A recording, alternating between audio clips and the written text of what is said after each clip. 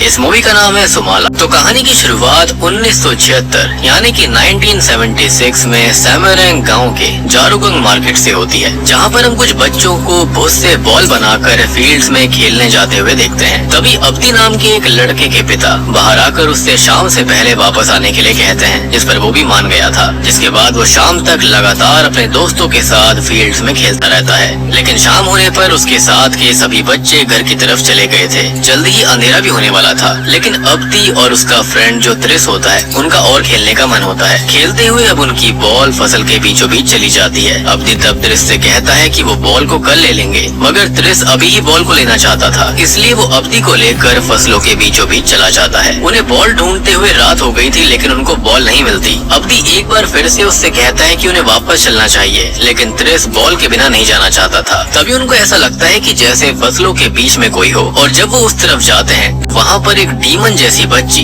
त्रिस के बॉल को लेकर खड़ी हुई थी। उसको देखने के बावजूद भी त्रिस को अपनी बॉल की पड़ी होती है और वो उस लड़की के पास जाने लगता है। फिर जब अब्दी उसके पीछे जाता है तो वो देखता है कि उस लड़की ने एक पत्थर से त्रिस के सर पर वार कर कर उसे मार दिया था, जिसको देखकर अब्दी जल्दी ही भागकर गाँव वालों को बुला कर लाता है। अब शॉकिंगली उस जगह पर त्रिस की बॉडी नहीं थी, लेकिन वहाँ ढेर सारा खून पड़ा हुआ था। तभी कुछ गाँव वालों को रिवर के पास कुछ दिखाई देता है, और अब जब वो सभी लोग वहाँ पर जाते हैं तो उन्हें नदी के पत्थर के ऊपर त्रिस की लाश मिलती है, जिसको देखकर सबके पूरी तरह से होश उड़ गए थे। अब अगले दिन त्रिस के पिता को ये लग रहा होता है कि अब्दी उस लड़की के बारे में कहानी बना रहा है, जबकि उसने खुद ही त्रिस को मार दिया होगा, क्योंकि आखिरी टाइम वही उसके साथ था। इसलिए वो अब्दी को सजा देना चाहता था। पर तब अब्दी के पिता उसे गाँव वालों के सामने बचाते हैं। लेकिन इतने में ही वहाँ पर मिस्टर शाब्दो आ जाते हैं, जिनको अब्दी की बातों पर पूरी तरह से भरोसा था। वो बताते हैं कि त्रिस को असल में सुमाला ने मारा होगा, और इसका मतलब ये है कि अभी भी वो गांव के अंदर मौजूद है। और तभी मिस्टर शाब्दो की बात सुनकर सभी हैरान रह गए थे। अब मिस्टर शाब्दो सुमाला की कहानी बताना शुरू करते हैं। ये बात उस समय से 29 साल पहले यानी कि सन 1947 की है। अब उस समय में हम सैमरंग गाँव के सबसे अमीर आदमी सोजीमन और उसके अंकल को देखते हैं। अब सोजीमन की बीवी का नाम लफ्त्री होता है। उनकी शादी को 11 साल बीत गए थे, लेकिन उनकी कोई संतान नहीं होती। इसलिए सोजीमान के अंकल चाहते थे कि वो उसकी जमीन को फैक्ट्री बनाने के लिए बेच दें, जिससे कि उनको अच्छा खासा मुनाफा होगा। उन्होंने अपनी जमीन को भी बेच दिया था। सोजीमान लेकिन इसके लिए मना कर देता है, क्योंकि वो अपनी जमीन को बेचना नहीं चाहता था।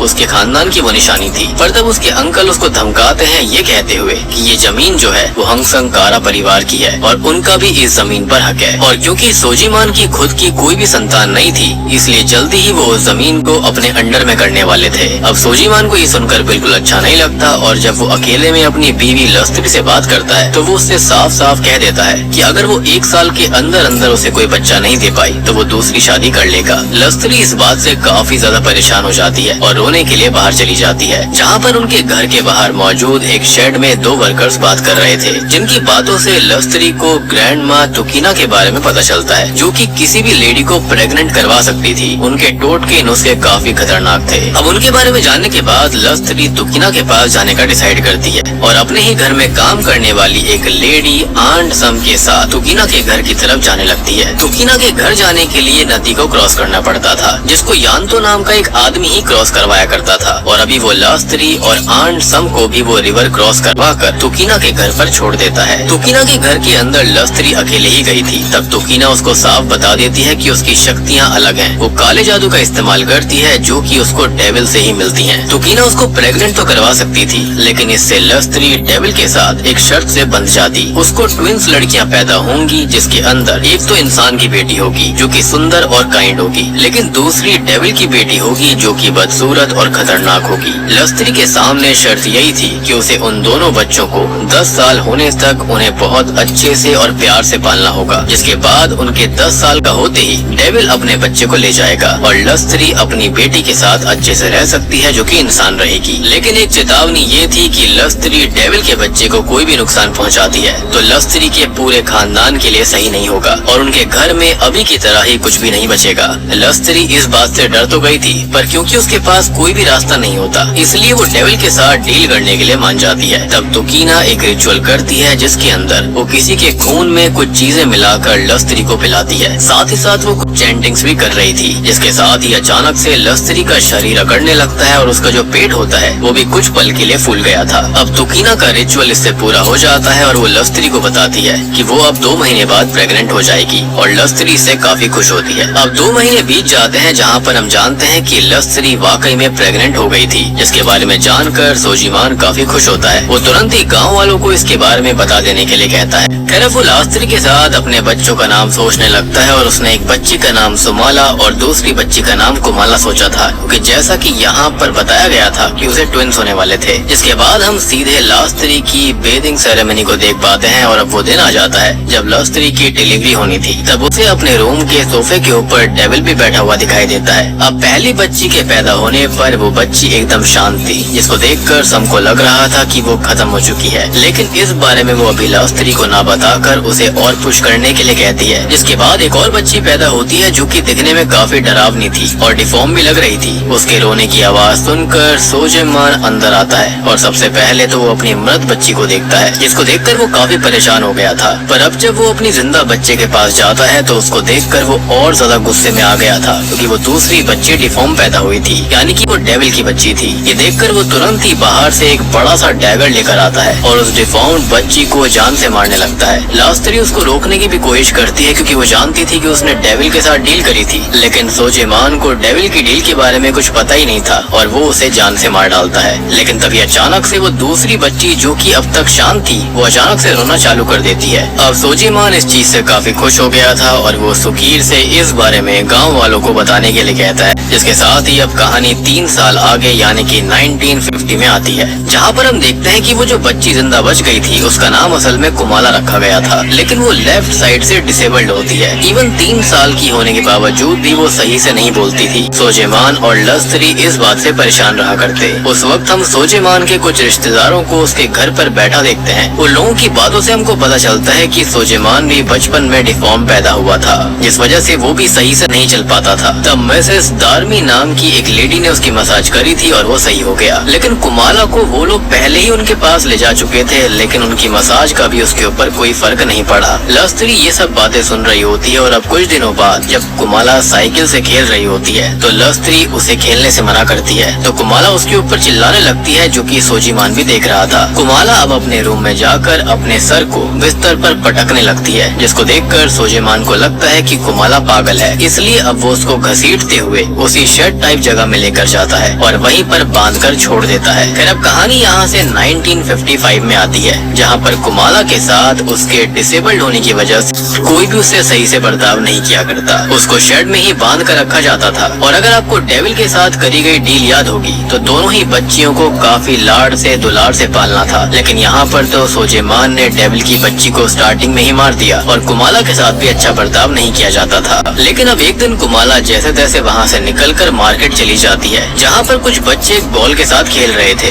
जो कि जैसे ही कुमाला को देखते हैं तो वो उसकी डिसेबिलिटी का मजाक बनाने लगते हैं और उसको काफी ज्यादा मारते भी हैं। सोजीमान और लस्त्री ये सब दूर से देख रहे थे, लेकिन वो उसकी हेल्प नहीं करते और कुमाला बस खड़े खड़े रोती रहती है। तो गुस्से में सोजीमान उसको पकड़कर वापस शेड में लाता है और सुकीर से अपने हंटर को मंगवाता है। असल में सोजीमान ने कुमाला को बाहर जाने के लिए काफी बार मना किया था, लेकिन कुमाला आज भी मार्केट में चली गई। अब आंटी सम, जो कि सच में कुमाला से काफी प्यार करती थी, वो सोजीमान से बहुत मिन्नत करती है कि वो उसको ना मारे। लस्त्री भी सोजीमान को रोकने की कोशिश कर रही थी, लेकिन वो किसी की नहीं सुनता और वो कुमाला को हंटर से बहुत बुरी तरह से मारता है। फिर बाद में जब आंट सम उसके दवाई लगा रही होती है तो कुमाला बस रोए जा रही थी। उस बेचारी को तो समझ में नहीं आ रहा होता कि उसने गलत किया क्या। तब उसको शांत करवाने के लिए सम उसको पियानो बजाने के लिए कहती है और उसको एक डॉल भी देती है, जो कि उन्होंने कुमाला के लिए खुद बनाई थी। यानी कि आज कुमाला का 8वां बर्थडे होता है। कुमाला भी उस डॉल को देखकर काफी ज्यादा खुश हुई थी। अब आगे रात में जब वो डॉल को लेकर सो रही होती है तब कुमाला को उसके रूम की अलमीरा से किसी की आवाज आती है, जो कि कोई और नहीं बल्कि उसकी दूसरी बहन सुमाला की स्पिरिट थी। वो कुमाला को बताती है कि वो उसकी ट्विन सिस्टर है, जिसके पैदा होते ही उसके पेरेंट्स ने उसको जान से मार दिया, जबकि ये चीज सोजेमान ने करी थी और इसका रीजन वो बताती है कि वो सुंदर नहीं थी, जिसके चलते ऐसा करा गया। अब कुमाला शुरुआत में तो सुमाला की स्पिरिट से डर रही होती है, लेकिन तब सुमाला उससे सही से बात करती है और उससे वादा करती है कि वो उसको नुकसान नहीं पहुंचाएगी, उल्टा उसे बचाएगी, क्योंकि वो उसकी बहन है। और इतना कहकर उसने कुमाला को गले लगा लिया था। कुमाला को भी इससे काफी अच्छा लगता है, लेकिन तभी हम सुमाला की स्पिरिट को क्रीपी स्माइल करते हुए देखते हैं। इवन रूम के मिरर के अंदर उसकी रिफ्लेक्शन भी नहीं दिख रही थी। खैर अगले दिन जब रात में सोजीमान सोजीमान अपना काम कर रहा होता है तब कुमाला आराम से पियानो बजा रही थी, लेकिन सोजीमान उसके पियानो बजाने से भी बहुत ही ज्यादा इरिटेट हो जाता है और इतना ज्यादा इरिटेट हो चुका था कि वो उसको जाकर चांटा मार देता है, जो कि लस्त्री ने भी देखा था। पर उसके बाद भी वो अपने पति को कुछ नहीं कहती।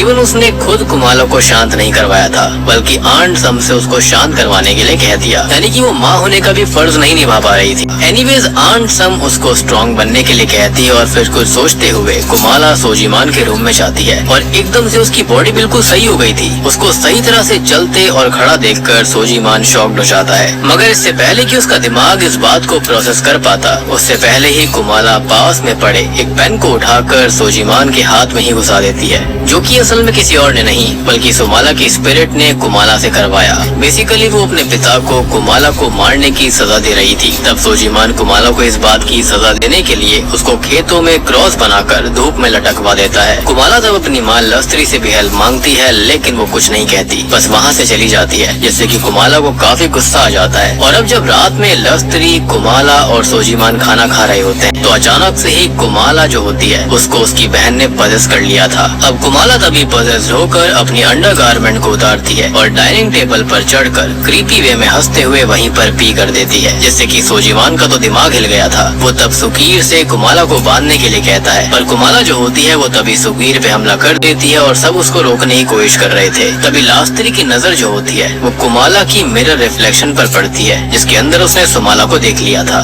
जिसको देखकर तो उसके होश उड़ जाते हैं। बाद में वो भागती हुई बाहर चली जाती है और जब लास्त्री और सम बाहर जाती हैं तो देखते हैं कि कुमाला बाहर मुर्गियों को मार कर कच्चा चबा रही थी। खैर अब अगले दिन जब कुमाला थोड़ा सा होश में आती है तो आंट सम उससे प्यार से बात करते हुए पूछने की कोशिश करती है कि वो ऐसी अजीब हरकतें क्यों कर रही है। इस पर कुमाला उनको सारा सच बताती है कि वो ये नहीं कर रही, ये सब असल में सोमाला की स्पिरिट कर रही है जो कि उनके साथ मौजूद है। और लास्त्री जो होती है उसने बाहर से ये सारी बातें सुन ली थी और उसको समझ आ चुका था कि उसने डील को तोड़कर बहुत बड़ी गलती करी है। वो बस अब अपनी बर्बादी से बचना चाहती थी, इसलिए वो जल्दी में तुकीना से मिलने के लिए जाने लगती है। अब जो आंट सम होती है उसने भी उसको जाते हुए देख लिया था, इसलिए वो अपने बेटे शाब्दो से कुछ देर के लिए कुमाला का ध्यान रखने के लिए कहती है और लस्त्री के पास जाने लगती है। शाब्दो असल में सम का ही बेटा था, जो कि अभी 1976 के अंदर गांव वालों को इस कहानी के बारे में बता रहा था। खैर वो यहाँ पर कैसे पहुँचा, क्या हुआ था, इसके बारे में भी हमको आगे जरूर पता चलेगा। तो यहाँ पर जो लस्त्री होती है वो सीधा यान्तो के पास चली जाती है। यान्तो उनको ये बताता है कि तुकीना तो पिछले महीने ही मारी जा चुकी है। इसको सुनकर लस्त्री और ज्यादा परेशान हो गई थी। मेरा ये चैनल सब्सक्राइब करें और मेरे हर अपडेट आपको मिले, इसके लिए बेल आइकन जरूर दबाइएगा।